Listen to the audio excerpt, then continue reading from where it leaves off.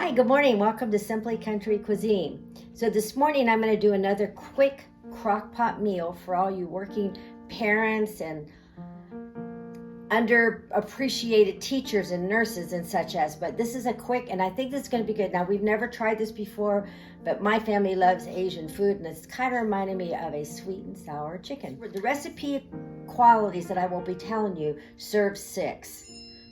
It will serve 6, but I am going to serve about 8 people off of this, so I've tripled the recipe a little bit. So what I've done was I chunked up, let's see, there was 6 boneless, skinless chicken breasts, and I've chunked it up into larger bite sizes. Popping this into my crock pot. Now remember, don't forget to put your liner in. And a quick tip, a friend of mine at church said when she can't find the crock pot liners, she uses the baking bags, the ones you use for turkey, so you can get a small one, and that works really great. I thought that was a great idea. The recipe calls for 1 chunked red sweet bell pepper, but I've done 2 green bell peppers, and I did the tricolored. I did a red one, a yellow one, and an orange one, and I chunked also up a very large white onion. The white onions are a little sweeter, so this is going to feed several people. I'm going to add that to my crock pot. Let me kind of blend this together a little bit. I want the meat and the veggies to be kind of incorporated. 1 can of pineapple chunks, about 15 ounces drained, but reserve your juice. I did the 15 ounce, and I also did the little short can. I'm not sure what that is, probably about 6 ounces, because I wanted that little bit of extra pineapple in there, and I'm putting this in. This isn't even cooking it. It smells good. It called for 1/4 cup of white granulated sugar. I've got about 1/3 cup in here. I wanted a little bit more. And it also called for 1/2 cup of the reserved pineapple juice. I went ahead and used the whole cup. So I'm going to mix my ingredients into the pineapple juice. Or a teaspoon of red pepper flakes. I've got 1/2 teaspoon because I didn't want it to be too hot. I'm going to let my mother have some of this, and she's going through chemotherapy right now, and I think her tongue would exasperate on that heat a little bit, and I didn't want to burn her. So we'll add this to the mix. I added about 1 teaspoon of each black pepper and kosher salt. And I actually chunked up 3 cloves of fresh garlic. And get all that in there and mix it up. And along with that, the recipe asks for 2 tablespoons of a chili sauce or sriracha. Sriracha would make it hotter. The chili sauce would be a little cooler. I'm probably going to chug in here about 4 tablespoons. I'm mixing this together. Now I'm going to pour this all over my chicken and vegetables and my pineapple. I'm going to mix this up because I want each piece to get that chili sauce and the red pepper and the salt and pepper, garlic. I want it to cook about 8 hours on low. So I'm going to wait about an hour before I turn the timer on. But you can do 4 hours high, 6 hours medium, 8 hours low.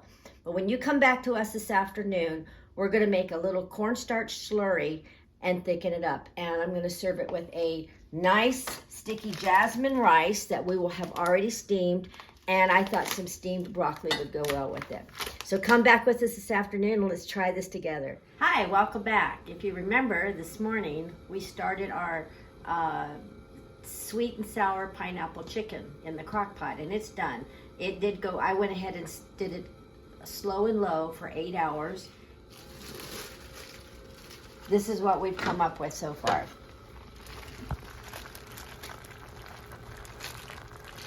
Now, we want to thicken it up. So we're at this point in the game, we are going to make a cornstarch slurry on the stove, add it to this, thicken it up, and then we'll put it over our jasmine rice that is steamed and done, and the broccoli is steamed, and we'll have a really nice plate. So you'll come join me at the stove. Now, the original recipe calls for about 3 tablespoons of cornstarch, about 1/2 cup of water. Now, remember this morning, I tripled the recipe, so I'm going to use a little bit more water and a little bit more cornstarch. I'm going to make, because I need that would not, the original recipe would not thicken this amount up. I've got a saucepan here. I've got some water in here. I'm gonna go ahead and I probably won't use the whole thing, but I've got about a cup of water in here, and I'm gonna add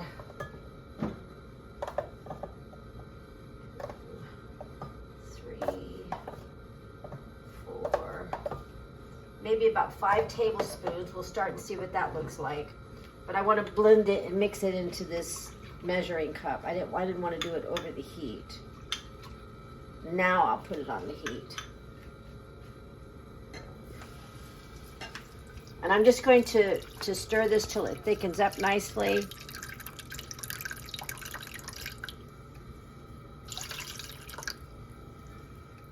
Because I think too, if we added it while it was loose this way into that, it would just curdle it. It would create lumps, like that sad face you have on Thanksgiving morning when you think the whole dinner's beautiful. I'm gonna make the gravy and oh dear, it's lumped. We don't want a lump. An easy fix to that, if you get to that point and you get panicky, just get you a sieve and pour that good gravy right to the sieve until the lumps down the drain. That's all I would do. I have cooked the jasmine rice in the back here. I did it in a heavy old-fashioned pressure cooker. It's a heavy bottom pot. And then I've steamed the broccoli in my steamer here. Okay, I'm adding more liquid to it because it's like a paste now, and I don't want it quite that thick. If you were on a keto diet or a Whole30 diet, you could actually replace the cornstarch with arrowroot. It works the same way, and you're not getting that carb in there then. All right, now I have finished this off of the heat. As you can see, it's thickened, but it's not gluey.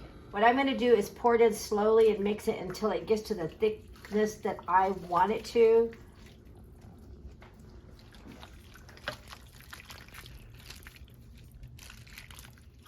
There we go, that's better. It just has, as it sits in the crock pot or as it sits, it's gonna thicken up a little bit more. But I think, personally, I think it's plenty thick enough. Okay, now, come back in a second. I'm gonna have some dipped up on a plate. We're gonna give it a sample with the broccoli and the rice. And we have plenty here to share with several families. And I think this would be a good dish that if you made up and if you made it up on a Sunday and you wanted to have it for Monday after work, this would be great because I think it's a good reheatable dish. And then just make you some fresh rice and steamed vegetables. Okay, I've just dipped up a small amount. I would probably put it on a plate and have my rice here and my chicken and pineapple with peppers on the side. But I wanted to put it over the rice. I wanted to absorb some of the sauce in it. So it's pretty hot, so let's keep our fingers crossed I don't burn myself. But I'm gonna try a little of the pineapple and a little of the chicken. It's very, very good. I think it could be a little bit sweeter. So maybe we could add a little bit more sugar next time. But actually, it's delicious. It's very tasty. You can taste the peppers and the onions. Of course, the broccoli is steamed, and we know what broccoli tastes like. A very good dish. It's very warm. This will be great for the winter. This is a nice, warm, cozy meal. So, again, there's another easy crock pot meal for you busy working folks. Remember always to like, subscribe, and share our videos for further, to be alerted for further videos. And if you don't have a place to worship, come join us at any of the Glad Tidings locations in Central Texas. You can see the link at the bottom of the video. Because I know that the Leander campus is coming up with a lot of fun activities for the next few months. So come join us. We'd love to have you. God bless and have a great day.